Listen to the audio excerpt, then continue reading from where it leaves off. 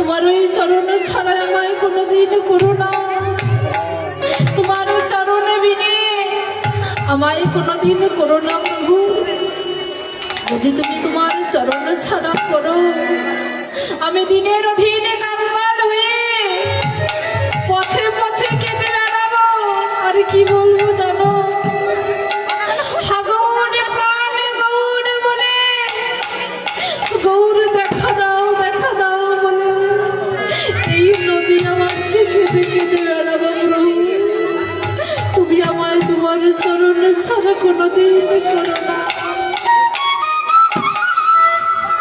কিন্তু বাবা শিবাস এই বলে প্রভুর তো চরণে পেয়ে গেল, কিন্তু আমরা এই কলিহত মায়াবদ্ধ জীব সংসারে এসে সেজে জোকার সেজে বসে আছি। সন্তানকে আনন্দ দিচ্ছি, পুত্রকে আনন্দ দিচ্ছি, কন্যাকে আনন্দ দিচ্ছি। গৌর বলিবার মতো কথা, গৌর বলিবার মতো ভজন সাধন করতে পারছি না বাবা, হচ্ছে না। যখন ছোট ছিলাম মায়ের কোলায় হাসিতে খেলিতে দিন চলে গিয়েছিল।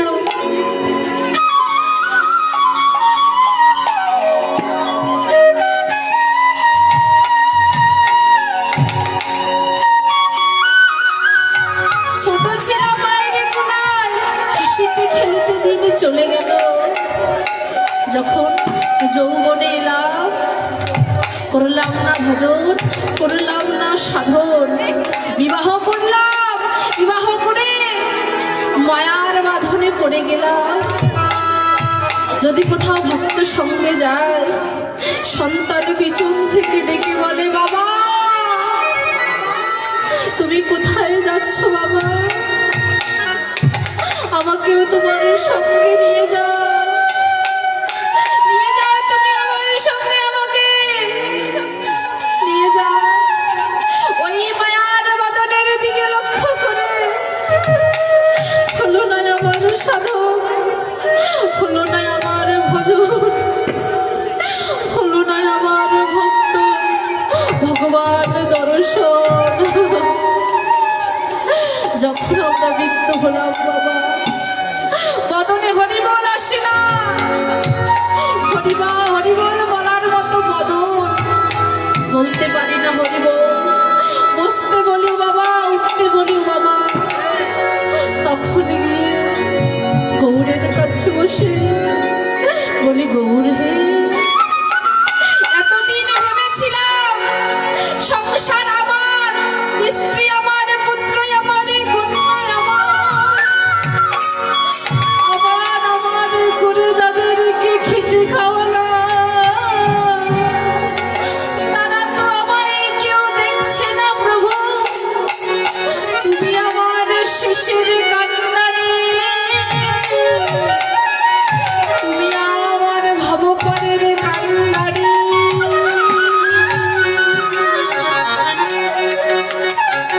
প্রভু, যাকে এতদিন খাওয়ালাম পড়ালাম, তারা তো কেউ দেখছে না। শেষে তোমার কাছে এসে তুমি মিলে, তুমি বিনা আমার আর কেউ নেই প্রভু। তবে বাবা, আমরা যদি বয়স থাকিতে ভজন সাধন করি, তাহলে কি বৃদ্ধ বয়সে ভগবানের কাছে কি কাঁদতে হবে?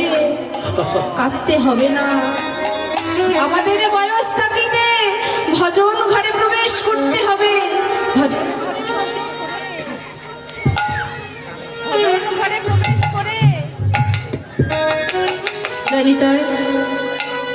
ভজন ঘরে প্রবেশ করে ভজন সাধন করতে হবে। গুরুর চরণে আশ্রিত হতে হবে। গুরু ছাড়ি গোবিন্দ ধায়, সেই পাপী নরকে চলে যায়। গুরু বিনা গোবিন্দের কাছে কেউ যেতে পারবে না।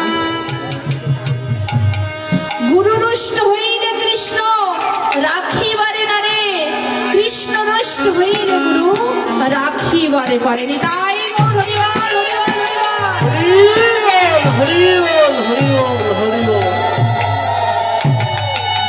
গুরু যদি রুষ্ট হয়, কৃষ্ণ বলে আগে গুরুর চরণে আশ্রিত হও, গুরুর চরণে আশ্রিত হয়ে তারপর আমার কাছে এসো, আমি তা তোমাদের গ্রহণ করব।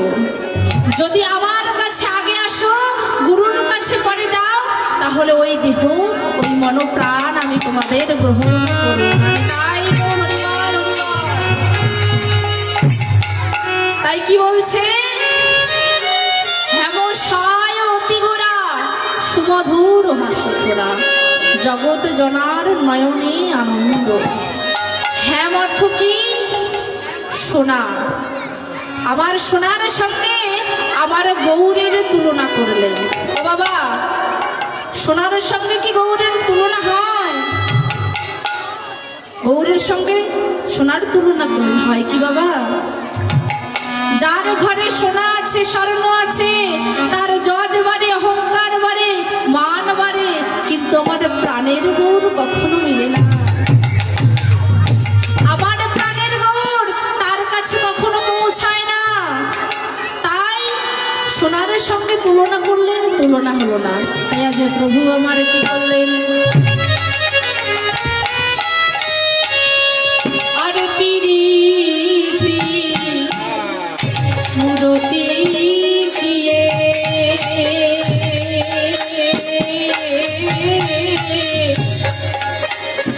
রূপ স্বরূপ ধর, আর পিরিতি মূরতি দিয়ে